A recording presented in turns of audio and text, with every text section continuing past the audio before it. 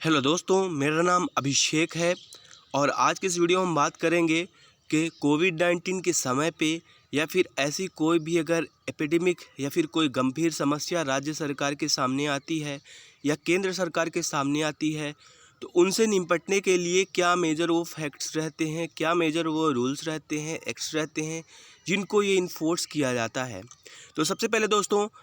आप जो मैं यहाँ पे बोल रहा हूँ इसको आप ट्रांसक्रिप्ट माध्यम से आर्टिकल में पढ़ सकते हैं। ये मैं लिंक डिस्क्रिप्शन बॉक्स में दे दिया हूँ, वहाँ पे आप क्लिक करके इसे आप डिटेल में पढ़ सकते हैं। इन ब्रीफ मैंने यहाँ पे मेंशन किया है ताकि कम समय में मैं आपको ज़्यादा वो रिलेवेंट पॉइंट्स बता सकूँ। आपको मैं रिकमेंड करूँगा कि आप इन एक्ट्स को इन डिटेल पीडीएफ फॉर्म में जो ऑफिशियली है आप उसको रीड कर सकते हैं। इसके अतिरिक्त दोस्तों, बेसिकली यही आर्टिकल मैंने पब्लिश किया है इंग्लिश में, तो आप अगर कोई अदर लैंग्वेज में इसे पढ़ना चाहें, देखना चाहें as well as in Hindi, you can select from here the drop down box select language and जैसे आप यहाँ पे क्लिक करेंगे तो आपके सामने वो सारी लैंग्वेजेस का ऑप्शन आ जाएगा। If you choose Hindi here तो ये पेज कन्वर्ट हो जाएगा, चेंज हो जाएगा हिंदी में और आप इसे हिंदी में पढ़ सकते हैं। तो चलिए दोस्तों, हम पहले इसे ओरिजिनल में ही कर लेते हैं एंड इसे रीड करते हैं। आपके लिए रिलेवेंट पॉइंट यहाँ से हम एक्सप्लेन करते हैं। तो दोस्तों, सबसे बड़ी बात यह कि कोविड-19 जो यहाँ पे इन्फोर्स किए गए वो रूल्स, उसमें सबसे महत्वपूर्ण है जो कि आपके लिए बहुत ज़्यादा ज़रूरी है। If you belong to any police और any armed forces as well as अगर आप बिलोंग करते हैं किसी मेडिकल फील्ड से या फिर लीगल फील्ड से, तो आपको इन एक्ट्स के बारे में पता होना चाहिए, तभी आप अपनी सुरक्षा अच्छे तरीके से कर पाएंगे। तो यहाँ पे दोस्तों, ये पहला जो एपिडेमिक एक्ट है ये 1897 में ये लाया गया था।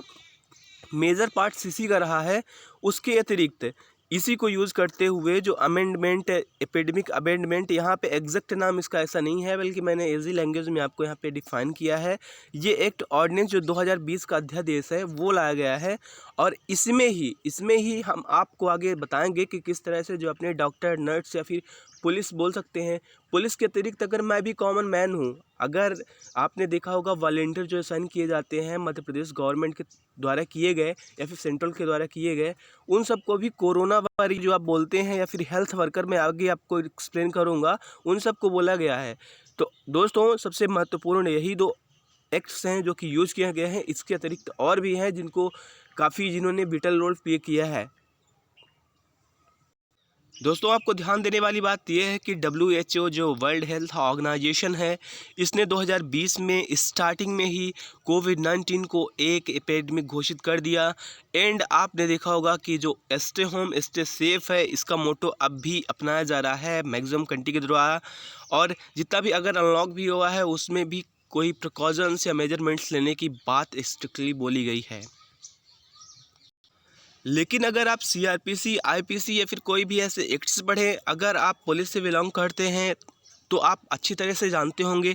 कि कोई भी अगर रूल रेगुलेशंस हैं, अगर उनमें कोई भी एक्ट नहीं बना है, अगर आपके पास वो कोई ताकत नहीं है, तो चाहे जितना भी गलत काम हो रहा हो, आप लीगली उसे रोक नहीं सकते। फॉर एग्ज़ाम्पल, जब तक ये ऑर्डिनेंस नहीं आया था अमेंडमेंट का, जो कि 2020 में आया है, जो सेकंड नंबर मैंने यहाँ पे मेंशन किया है, तो तब तक पुलिस या फिर कोई भी गवर्नमेंट की अथॉरिटी उन कॉमन लोगों के खिलाफ केस नहीं चला सकती थी इस एक्ट के तहत या इतनी पनिशमेंट के तहत। या फिर ऐसा भी हो सकता है कि बहुत सारे ऐसे भी क्राइम रहे हों जिनका मेंशन ना रहा हो। इस पूरे सिनेरियो में, इस पूरे एक्ट के आने के बाद वो साफ़ हो गया कि अगर आप हेल्थ वर्कर से अगर आप अटैक कर रहे हो, मतलब ये कि आप देश के साथ कहीं ना कहीं आप एक विद्रोह सा कर रहे हो कि ये और ज़्यादा एपिडेमिक फैले। ऐसे भी कुछ इसमें प्रोविजंस है, प्रावधान है। तो आप इन सभी को ध्यान दीजिएगा कि जो पहला एपिडेमिक एक्ट है, सेकंड ऑर्डिनेंस एपिडेमिक एक्ट जो कि अध्यादेश लाएगा 2020 में, डिजास्टर मैनेजमेंट एक्ट 2005 में, ये आपको बहुत ध्यान देना है क्योंकि इसके तहत देश में किसी प्रदेश में लॉकडाउन भी लगाया जाने की पावर रहती है और इसका काफ़ी बखूबी यूज किया है। और कोड ऑफ क्रिमिनल प्रोसीजर ये CRPC होता है, तो आपको ये ध्यान देना है कि ये बहुत विटल रोल प्ले करता है। और CRPC और IPC में अंतर मेनली यही रहता है। CRPC प्रत्येक इंडिविजुअल को जो वहाँ पे उस अपने वर्क के लिए असाइन किया गया है, फॉर एग्ज़ाम्पल अगर मान लीजिए कि मैं एडीपीओ हूँ, XYZ मैं एडीपीओ हूँ, कोच साहब हूँ, और मैं किस प्रोसीजर के तहत मैं बोल रहा हूँ कि पुलिस अपना ये काम करे, मैं किस हक के साथ बोल सकता हूँ कि मजिस्ट्रेट आप ये मुझे इतने दिन के करके अंदर देंगे, ऐसा अथॉरिटी रहती है, या फिर कोई भी डॉक्टर है कितने दिन में वो जो MLC रिपोर्ट रहती है, फिर कोई भी ऐसे रिपोर्ट है वो गवर्नमेंट को सौंपेगी, ऑफिसर्स को सौंपेगी, ये सारा का सारा रहता है जनरली CRPC में। एंड इसके तहत ही डिफाइन किया जाता है कि अगर ऐसा कर रहे हैं तो उचित है, नहीं कर रहे हैं तो गलत है। वहीं पे IPC जो रहेगा दोस्तों, तो IPC में क्या हो जाता है कि आपका अपराध का नाम है और उसके आगे फिर उसमें कितनी सज़ा है, इसके बारे में डिटेल में बताया गया है। अगला नंबर दोस्तों, नेशनल सिक्योरिटी एक्ट 1980, ये बनाया गया था 1990 के समथिंग पे, और दोस्तों इसमें भी नेशनल थ्रेट के ऊपर उसे लेके काफ़ी कंसर्न दिखाया गया है। अब जो कुछ टर्म्स यूज किए गए हैं जैसे एपिडेमिक डिजास्टर, हेल्थ वर्कर, इनके क्या सिंपली मीनिंग होता है, हम इसके बारे में बात कर लें। तो सबसे पहले दोस्तों, अगर एपिडेमिक महामारी कोई बोलता है, इसका मतलब ये है a large number of people animal suffering from the same disease at the same time. एक समय पे वो एनिमल भी हो सकते हैं and large number of people, अगर वो किसी एक सामान्य बीमारी से, एक ही टाइप की बीमारी से अगर वो इफेक्टेड हैं, इन्फेक्टेड हैं, तो उसको आप एपिडेमिक या महामारी बोलेंगे। और this is spread in wide area और may be continent world wide, ये किसी भी एक सामान्यतः देश में हो सकता है, कॉन्टिनेंट महाद्वीप में हो सकता है, या फिर पूरी दुनिया में हो सकता है। तो कोविड-19 के केस में पूरी महामारी जो है तो ये पूरी दुनिया में फैली हुई है। आगे बढ़ने से पहले दोस्तों, अब मेरा गला बैठा है, मेरी तबीयत ख़राब सी लग रही है, इसीलिए मैं बीच बीच में रुक जाऊंगा, या फिर कोई व्यवधान अगर होगा तो आप मुझे क्षमा करिएगा, माफ़ करिएगा।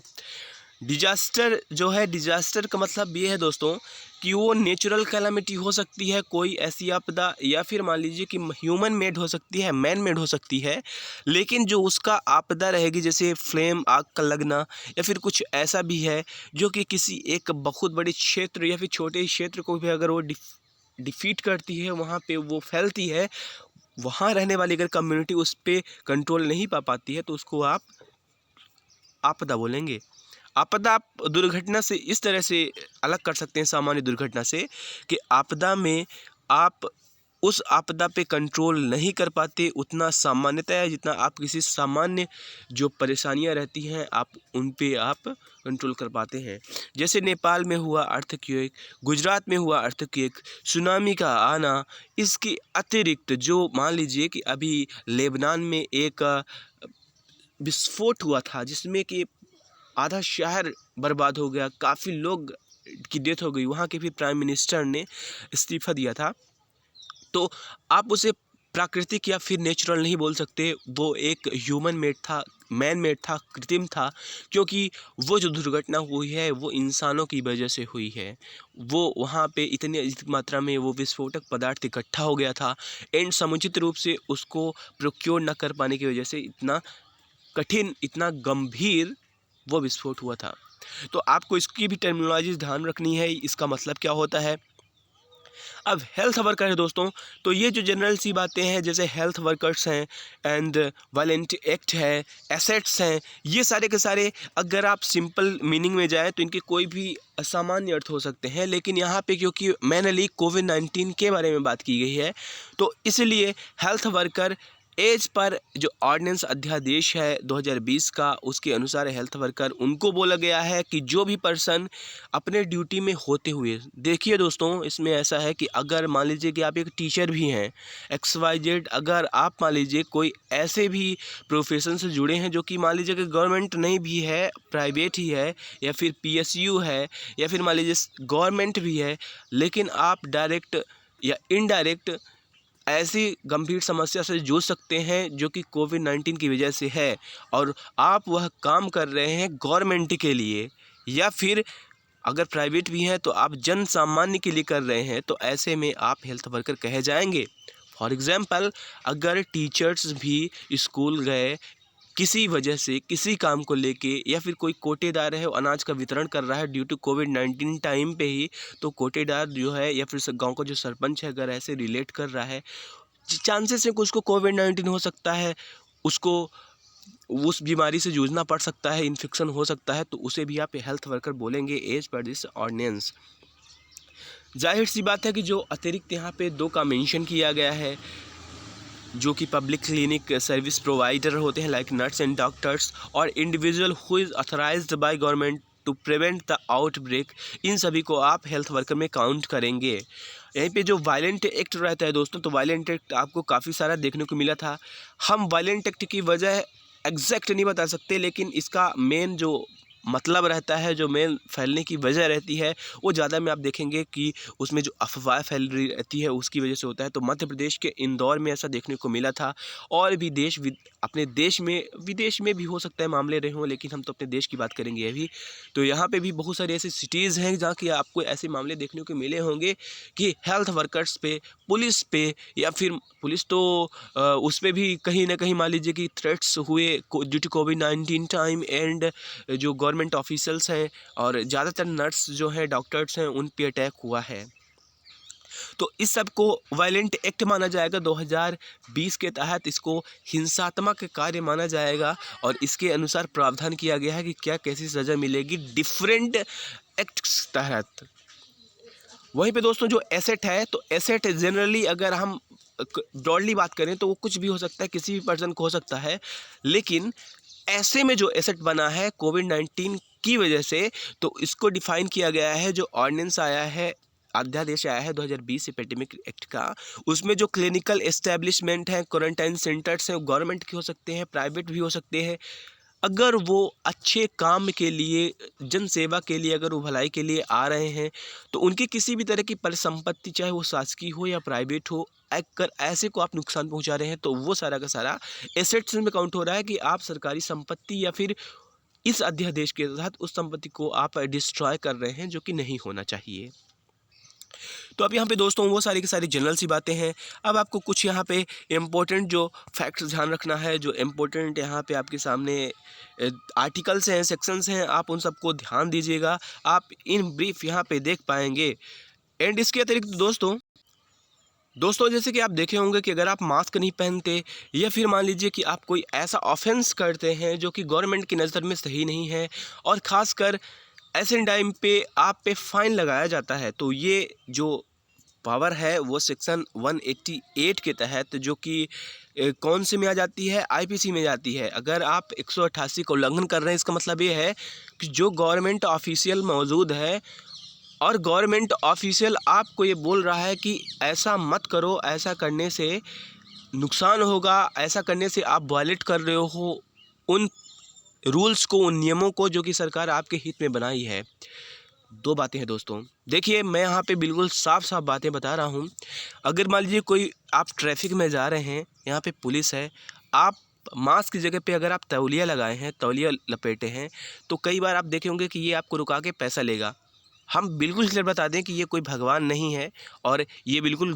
दुर्व्यवहार कर रहा है आपसे। अगर आपसे ये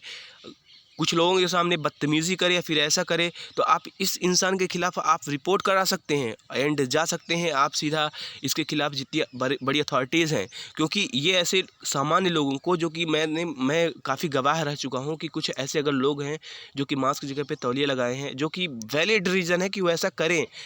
तो दोस्तों ऐसे में भी अगर आप पे फ़ाइन लगाते हैं, कुछ भी गलत करते हैं, तो आप इनके खिलाफ़ सख्त बोलिए, क्योंकि पुलिस में भी कुछ ऐसे लोग हैं जो कि आपको प्रताड़ित करते हैं।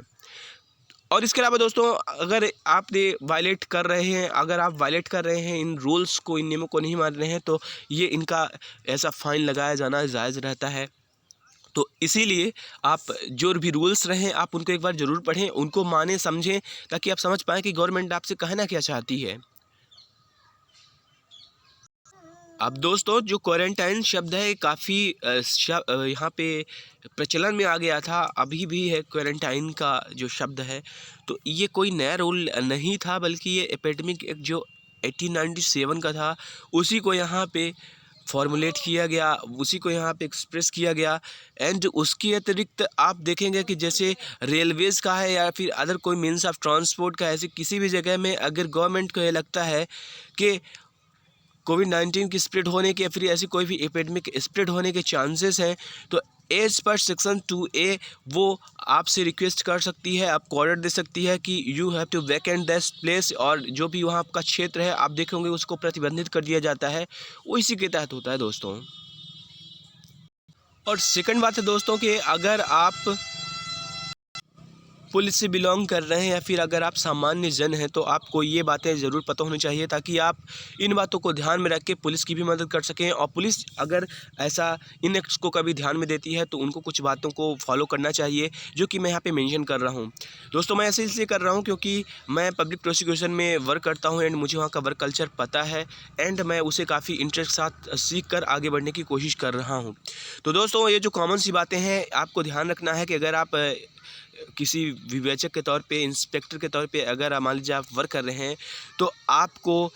इन एक्ट्स का ध्यान में रख के आपको ये लगाना है। जो सेक्शंस, जो धाराएं आप लगाएंगे, रिलेवेंट धाराएं लगाएंगे तो आप इनको ध्यान में रख के लगाएंगे। और दोस्तों in order to filing an FIR on behalf और जो हेल्थ वर्कर रहते हैं उनके खिलाफ जो क्राइम्स रहते हैं, तो आपको ध्यान देना है कि जो सर्टिफिकेट्स है कि वो उस पोस्ट के लिए असाइन किए गए हैं हेल्थ वर्कर के लिए, तो आपको इन बात को ध्यान देना है। उनका जो सर्टिफिकेट है, आइडेंटिटी कार्ड है, आपको उसको भी प्रोक्योर करना है, लेना है अपने साथ। If any casualty had already taken place must mention his treatment related documents. तो दोस्तों अगर मान लीजिए कि अगर किसी के प्रति, अगर आप हेल्थ वर्कर भी हैं दोस्तों, अगर आपके प्रति कोई कैजुअल्टी हो गई है तो आपका अगर इलाज चल रहा है तो आप उसके भी रिलेवेंट डॉक्यूमेंट्स जो हैं तो आप पुलिस को देना मत भूलिएगा, क्योंकि ऐसे में क्या होगा कि आपसे जो उसकी सेक्शंस हैं, जो अपराध की धारा है, जो उसकी प्रकृति है वो और ज़्यादा बढ़ जाती है और इससे कल्प्रिट जो वहाँ पे बदमाश रहेगा उसको सज़ा दिलाने में ज़्यादा मदद मिलती है। अब दोस्तों यहाँ पे आपको एक बात और ध्यान देना है कि ये इतना ज़्यादा इससे इन्हांस किया गया है, इनलाइटेड किया गया है कि जो ओनली सिर्फ़ और सिर्फ अगर मान लीजिए कि वो नर्स हैं, डॉक्टर्स हैं, उनको हेल्थ वर्कर, हेल्थ वॉरियर माना जा रहा है या फिर पुलिस हैं, जबकि ऐसा बिल्कुल भी नहीं है। एक सामान्य आम जन भी वो हो सकता है अगर गवर्नमेंट ने उसे असाइन किया है या फिर वो किसी NGO के तहत भी अगर वर्क कर रहा है फॉर प्रिवेंटिंग ऑफ COVID-19। दोस्तों deliberation must be completed with in 30 days of filing an FIR। कौन सी बात है जो आपको ध्यान देना है। और some sections can come under cognizable and non offence जो बेलेबल ऑफेंस रहता है, आपको यहाँ पे बेल नहीं मिलेगी, ज़मानती होती हैं, तो आप इनको भी देख सकते हैं। और if you are in police तो आप इसके लिए जनरली पुलिस करती ही है कि वो मजिस्ट्रेट से रिक्वेस्ट करे कि अगर ये दोबारा ऐसा इनको बेल मिली तो ऐसा ऑफेंस ये बाद में कर सकते हैं। तो दोस्तों ये आर्टिकल मैं डिस्क्रिप्शन बॉक्स में दे रहा हूँ, तो आप अगर जैसा भी इसके बारे में सोच रहे हो, आपके मन में कोई क्वेरी हो, आप कमेंट बॉक्स में कमेंट कर सकते हैं। डिस्क्रिप्शन बॉक्स में जाइए, आप यहाँ पे क्लिक करके इसे इन डिटेल रीड कर सकते हैं। उसके अतिरिक्त दोस्तों फाइनली सॉरी फॉर एनी मेरी जो मिस्टेक हुई है कि due to my voice and due to my current situation of my thought. तो थैंक्स लॉट गाइज।